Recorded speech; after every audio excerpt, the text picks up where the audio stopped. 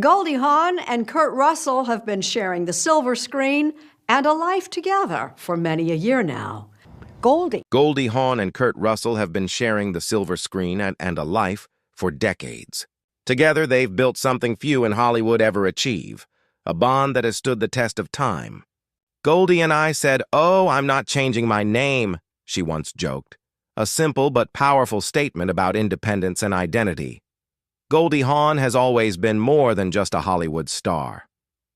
With her bright smile, golden hair, and a presence that lit up every frame, she became a symbol of joy and effortless charm. Her journey from a small-town girl with big dreams to an Academy Award-winning actress is one of passion, perseverance, and an unshakable sense of self. But beyond the glitz, her personal life tells an even more compelling story, one filled with laughter, heartbreak, and a love that would define her legacy. In recent years, whispers of health struggles and family challenges have reminded fans that even the brightest stars face shadows. Yet, through every moment of pain or loss, one thing has remained constant: the strength of her family and the love she shares with Kurt Russell. His emotional reactions in recent interviews reveal just how deep that love runs, unbreakable, tender, and real. Today, we look back at the life of Goldie Hawn, from her humble beginnings and Hollywood triumphs to the timeless partnership that has inspired millions around the world. Goldie Hawn was born on November 21, 1945, in Washington, D.C., into a family that valued creativity and hard work. Her mother, Laura Steinhoff, owned a jewelry shop and a dance school where young Goldie first learned to move with grace and confidence. Her father, Edward Rutledge Hawn, was a musician and conductor, a man whose love for rhythm and melody seemed to flow naturally into his daughter's spirit. The family's lineage was rich with history. Edward came from German and English roots and was a descendant of Edward Rutledge, the youngest man to sign the Declaration of Independence. Goldie's very name was inspired by her mother's aunt, symbolizing the blend of family pride and individuality that would follow her throughout life. Goldie grew up with her sister, Patty Hawn, who later became a publicist. Their parents worked hard to give them a stable home, but the family carried silent grief. Before Patty was born, they had lost a son, Edward Jr., something Goldie only learned about later in life. It was a quiet sorrow that shaped her sensitivity and understanding of love and loss. Her father followed the Presbyterian faith, while her mother was Jewish, the daughter of Hungarian immigrants who had built a new life in America. Though she was raised Jewish in Tacoma Park, Maryland, Goldie's upbringing blended both traditions. She later described her childhood as filled with music, movement, and an unending curiosity about the world. She attended Montgomery Blair High School in Silver Spring, where she was known for her energy, humor, and boundless optimism. At just 3 years old, she began taking ballet and tap lessons. By 1955, she was performing in the Nutcracker, an early sign that the stage would one day become her second home. In 1964, she played Juliet at the Virginia Shakespeare Festival, proof that her talent stretched far beyond dance. Around this time, she even opened her own ballet school, teaching other young dancers while pursuing her own dreams. Goldie studied drama at American University but left before completing her degree. The classroom couldn't contain her spirit. She needed the stage. Her professional debut came in a can-can production at the New York World's Fair, and by 1965 she was dancing professionally in New York City and New Jersey. Her path was set. The world of entertainment was calling. In 1966, Goldie packed her bags and moved to California, determined to make her mark. She performed at the Melodyland Theater, right across from Disneyland, appearing in shows like Pal Joey and How to Succeed in Business Without Really Trying. Her comedic timing and effervescent personality caught the eye of casting directors. Her first major acting break came in 1967 with the sitcom Good Morning World, where she played the girlfriend of a radio DJ. Though her character was written as a stereotypical dumb blonde, Goldie infused her with warmth, innocence, and unpredictability, making audiences fall in love with her charm. That same comedic energy caught the attention of producers at Rowan and Martin's Laugh-In, a groundbreaking variety show that would change her life. When she joined the cast in 1968, Goldie became an overnight sensation. Her infectious giggle, painted body art, and carefree humor made her the embodiment of the late 1960s spirit. Fun, rebellious, and free. Viewers couldn't get enough of her. She became television's it girl, representing both beauty and wit. Hollywood noticed. Soon, Goldie transitioned from television to film, landing her first movie role in the one and only Genuine Original Family Band, 1968. It was on that set that she first met a young Kurt Russell, though it would be years before love would bloom. Her true breakout came the following year with Cactus Flower, 1969, where she starred alongside Walter Matthau and Ingrid Bergman. Her performance was radiant, funny, vulnerable, and completely original. The role earned her the Academy Award for Best Supporting Actress, making her one of the youngest winners at the time. By 1970, Goldie Hawn was a household name. She appeared in There's a Girl in My Soup and Butterflies Are Free, both of which showcased her ability to balance humor and heart. In just a few years, she had evolved from dancer to Oscar-winning actress, a transformation few achieve in a lifetime. Her energy was magnetic. Directors loved her, audiences adored her, and critics respected her. She had become not just a performer, but a cultural symbol, a woman who could be funny, beautiful, and smart all at once. The 1970s and 1980s marked the height of Goldie's career, decades filled with blockbuster hits, emotional growth, and defining choices. After winning her Oscar, she appeared in a string of comedies, including There's a Girl in My Soup Dollar and Butterflies Are Free. But she was also eager to prove her range. In The Girl from Petrovka and Steven Spielberg's The Sugarland Express, Goldie showed audiences that she could handle complex, dramatic roles. Her work in Shampoo, 1975, cemented her status as one of the most versatile actresses in Hollywood. At the same time, her personal life was evolving.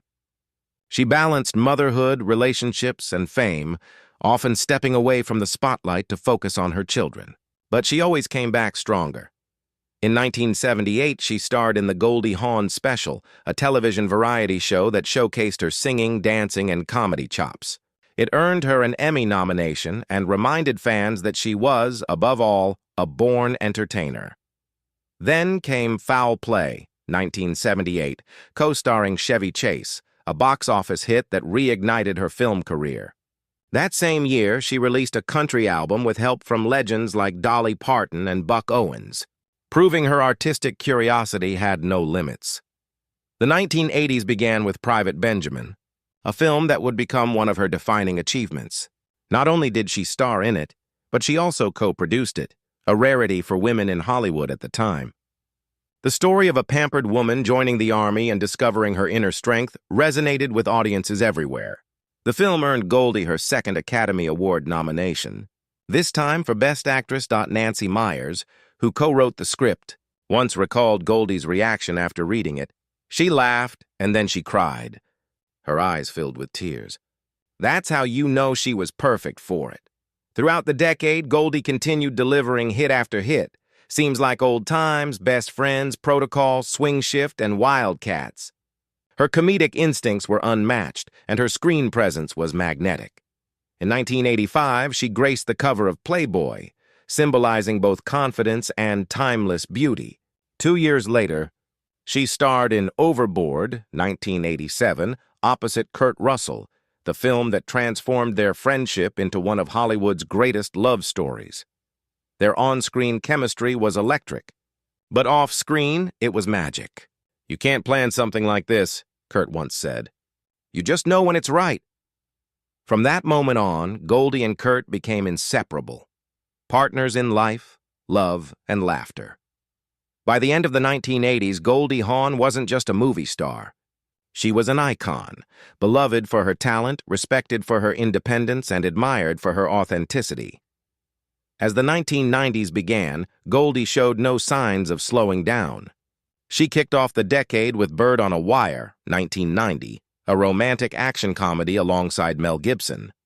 Critics were mixed, but audiences loved it. The film was a box office success.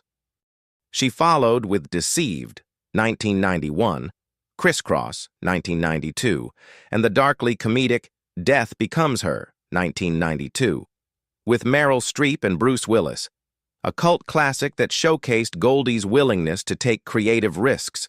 Her ability to mix humor with emotional depth kept her relevant even as Hollywood shifted around her. That same year, she starred opposite Steve Martin in House Sitter, another commercial success. But life soon threw her a curveball. Goldie took a 4-year break from acting to care for her ailing mother, who sadly passed away in 1994. It was a deeply emotional period. She focused on her family and reevaluated her priorities. When she returned, she did so with renewed strength. In 1996, she co-starred with Diane Keaton and Bette Midler in The First Wives Club, a comedy about friendship, empowerment, and reclaiming one's life. The film became a cultural phenomenon and inspired a new generation of women. Their performance of You Don't Own Me became iconic, a declaration of independence and solidarity. Goldie's comeback continued with The Out-of-Towners, 1999, reuniting her with Steve Martin, and by 1997, she and her First Wives Club co-stars received the Women in Film Crystal Award. Harvard's Hasty Pudding named her Woman of the Year in 1999, recognizing her contributions to entertainment and female representation in Hollywood. However, not every project was a hit. Town and Country 2001 became one of Hollywood's biggest flops, despite its star-studded cast. But Goldie took it in stride. "You can't measure success by box office," she once said. "You measure it by how you feel when you walk off the set." In 2002, she bounced back with the Banger Sisters, alongside Susan Sarandon and Jeffrey. Rush, a film about friendship, nostalgia, and rediscovering yourself. It was a critical and commercial success and marked Goldie's last major film role for over a decade. During her time away from Hollywood, she focused on writing her autobiography, A Lotus Grows in the Mud, 2005, sharing deeply personal reflections on her life, loves, and lessons learned. She also dedicated herself to mindfulness and children's education through the Hawn Foundation, which she founded to teach emotional well-being and resilience to young students. In 2013, she made a playful return with a guest appearance on Phineas and Ferb. Then, in 2017, she starred in Snatched with Amy Schumer, a mother-daughter comedy that introduced her to a new generation of fans. Her portrayal of Mrs. Claus in The Christmas Chronicles, 2018, and its 2020 sequel delighted audiences and reignited the warmth of her cinematic magic. Decades after her first role, Goldie Hawn remained just as radiant, proving that true stardom never fades, it simply evolves. Before the world knew her as one half of Hollywood's golden couple, Goldie's heart experienced its share of love, heartbreak, and rediscovery. In her early years, she dated actor Mark Goddard and singer Spiro Venduras. These were youthful romances, simple, fleeting, and filled with the excitement of new fame. But real love would take time. In 1969, Goldie married Gus Triconis, a dancer and choreographer known for his role in West Side Story. They tied the knot on May 16th in a small, intimate ceremony. The early years were filled with artistic passion and mutual respect, but as her fame grew, the relationship struggled to keep pace. By 1973, the two had separated. Yet Goldie didn't rush into divorce. She was searching for herself, for peace, and for something deeper. During this period, she dated stuntman Ted Grossman, Swedish actor Bruno, and Italian actor Franco Nero. Life was fast, dazzling, and unpredictable. On New Year's Eve 1975, Goldie finally filed for divorce from Triconis. Around that same time, fate intervened again. On a first-class flight from New York to Los Angeles, she met musician Bill Hudson of the Hudson Brothers. Their connection was instant. They laughed, talked, and by the end of the flight, something had changed in both of them. Goldie's divorce was finalized in June 1976, and just weeks later, she and Bill Hudson married in her hometown of Tacoma Park, Maryland. The ceremony was warm and hopeful, the start of what many thought would be her happily ever after. Together, they had 2 children, Oliver, born in 1976, and Kate, born in 1979. Both would go on to become successful actors, carrying forward their mother's legacy of charisma and heart. But fame and family don't always blend easily. As Goldie's career continued to soar, Bill struggled with the pressures of life in the spotlight. Their relationship, once filled with laughter, became strained. By 1980, they had separated. Goldie faced the heartbreak with grace, focusing on her children and her work. She once said, "You can love someone deeply and still realize they're not your forever." Then, destiny brought her back to a familiar face, Kurt Russell. They had met years earlier on the set of the one and only genuine original family band, but it wasn't until they worked together again on Swing Shift in 1983 that sparks truly flew. Goldie later said, "It was different this time. I was older, wiser. I knew what love meant." Kurt, too, was taken by her warmth and humor. "When I met Goldie again," he said, "I just thought, wow, she's everything."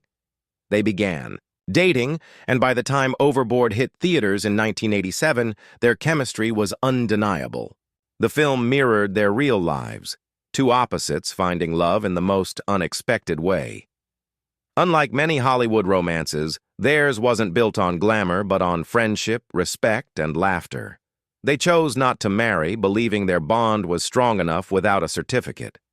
"We're committed because we choose to be," Goldie explained, "not because we have to be." Over the years, they built a blended family filled with love, raising Goldie's children as well as Kurt's son from a previous relationship and welcoming their own son, Wyatt Russell, in 1986. Even now, decades later, their connection remains as genuine as ever. They've faced life's ups and downs side by side, from career shifts to personal challenges. Today, as Goldie and Kurt enjoy their later years together, their love story stands as a rare beacon in Hollywood, proof that true partnership doesn't require perfection, only presence. As Goldie once said, love is a choice you make every day, to stay, to laugh, to forgive, and to keep dancing together no matter what. And so, from the bright lights of Laugh-In to the quiet glow of family dinners, Goldie Hawn's journey has been one of light, laughter, and lasting love, a story as golden as her name. By the late 1970s, Goldie Hawn was once again one of Hollywood's most talked-about women.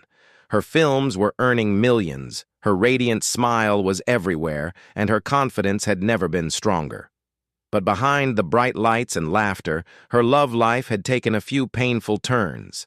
Her marriage to Bill Hudson was over, leaving her with 2 beautiful children, Oliver and Kate, and a heart wary of love's promises.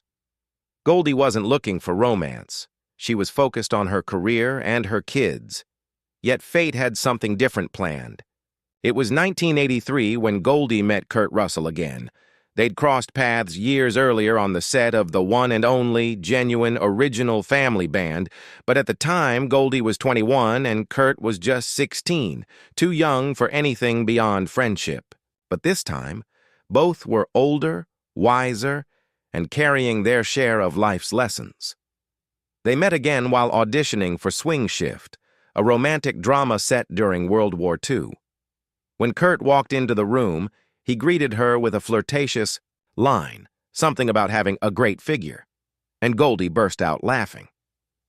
That moment, filled with humor and ease, would mark the beginning of a love story that would stand the test of time. The chemistry between them was undeniable, both on and off the screen. Goldie once recalled how natural it felt, how being around Kurt made everything lighter. "He made me laugh like no one else," she said, "and he never tried to change me." Their connection deepened quickly, though neither was rushing into marriage. They wanted something real, something built not on Hollywood illusion, but on trust and respect. And in Kurt, Goldie found a partner who loved her for exactly who she was. When Goldie and Kurt decided to move in together, they created not just a home, but a haven, a place filled with warmth, laughter, and chaos, the kind only a blended family can bring. Kurt became a devoted father figure to Goldie's children, Oliver and Kate Hudson, treating them as his own. Later, the couple welcomed their son, Wyatt Russell, completing their modern family. To the outside world, it was an unconventional arrangement, two of Hollywood's biggest stars living together without marriage vows. But to them, it worked perfectly. Goldie once explained their choice. "We've both been married before, and we don't need a piece of paper to define our love." Their relationship thrived on independence and mutual respect. They gave each other space to grow, both as individuals and as partners. While Goldie continued to shine in hit films like Overboard, ironically co-starring Kurt, he pursued his own successful career in movies like Escape from New York, The Thing, and Tango and Cash. But no matter how busy their professional lives became, home was always their anchor. Their family dynamic became a symbol of enduring love in a town known for short-lived romances. Kate Hudson has often spoken about the stability and affection she felt growing up with Kurt and Goldie.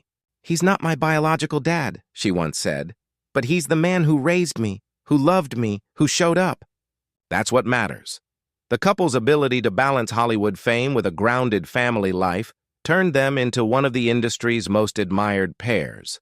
Over the decades, they avoided the spotlight when it came to their personal lives. There were no scandals, no dramatic public feuds, just two people who truly enjoyed being together. They laughed, traveled, raised their kids, and built a quiet kind of happiness. For Goldie, who had once lived through heartbreak and uncertainty, Kurt became her safe harbor. And for Kurt, Goldie was his heart's constant, his partner, his muse, his home. As the years passed, Goldie and Kurt's fairy tale life faced its share of challenges. Aging, loss, and the reality of time began to leave their mark. Goldie, always close to her family, was deeply affected by the passing of loved ones and the quiet realization that decades had flown by faster than she imagined. Her focus turned inward, to family, legacy, and gratitude for the life she had lived.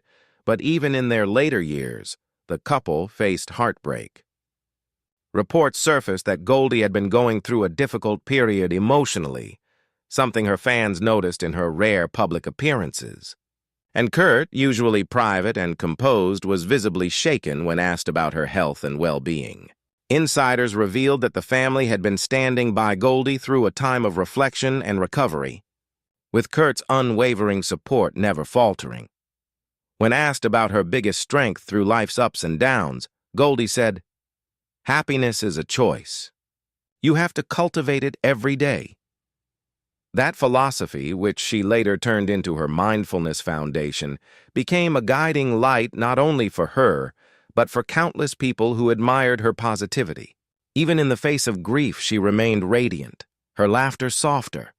Perhaps, but her spirit unbroken. Her children, now all successful in their own right, often speak about how their mother taught them resilience. Kate Hudson, in particular, has become known for embodying Goldie's joyful spirit, often sharing how her mother's wisdom helped her through tough times. As Goldie and Kurt entered their 70s, their focus shifted entirely to family, celebrating milestones, supporting their grandchildren, and enjoying the peace they had earned. Today, Goldie Hawn stands as more than an actress. She is a symbol of endurance, joy, and authenticity. From the dazzling blonde giggling on Laugh-In to the wise, compassionate woman she's become, her journey has been one of constant reinvention. In recent years, she's spoken more openly about mental health, mindfulness, and the importance of nurturing happiness from within. Through her organization, the Goldie Hawn Foundation, and its program Mind Up, she's helped bring social-emotional learning to millions of children around the world. Her mission is simple yet profound, teaching kids to find calm in chaos and gratitude in everyday life. Professionally, she may appear on screen less frequently now, but when she does, her presence still lights up the room. Her role as Mrs. Claus in the Christmas Chronicles films reminded fans just how timeless her magic remains. Viewers adored seeing her share the screen once again with Kurt Russell, this time as Santa and Mrs. Claus, a cinematic reflection of their real-life bond. Their warmth and playful chemistry brought back memories of their younger years, proving that love, when real, doesn't fade with time. Off camera, Goldie spends most of her days in quiet reflection, surrounded by her children and grandchildren. She's often spotted laughing at family gatherings or dancing in her living room. Still that same free spirit she was decades ago. Kurt once said, "Goldie is the light of my life. Every day with her feels like the best day." Those words capture what millions see in them, a partnership built not on fame, but on faith, laughter, and deep affection. Goldie Hawn and Kurt Russell's story is more than a Hollywood romance. It's a testament to what true partnership looks like. In a world where celebrity relationships often crumble under pressure, theirs has only grown stronger. For over 4 decades, they've chosen each other every single day. No marriage certificate? No grand declarations, just love, loyalty, and laughter. From the young dancer in Maryland to the Oscar-winning actress and beloved mother, Goldie's life has been an extraordinary journey. She faced loss, heartbreak, and the harsh spotlight of fame, yet she always found her way back to joy. And through it all, one man has stood by her side, steady, patient, and devoted. Kurt Russell wasn't just her co-star. He became her soulmate. Today, as they look back on their years together, their story remains one of Hollywood's most beautiful love sagas. It's about 2 people who built a family, defied expectations, and proved that real love doesn't follow rules, it simply lasts. And as Goldie once said, a lasting relationship isn't about marriage or promises. It's about waking up every morning and choosing each other again. And that's exactly what they've done. For more than 40 years,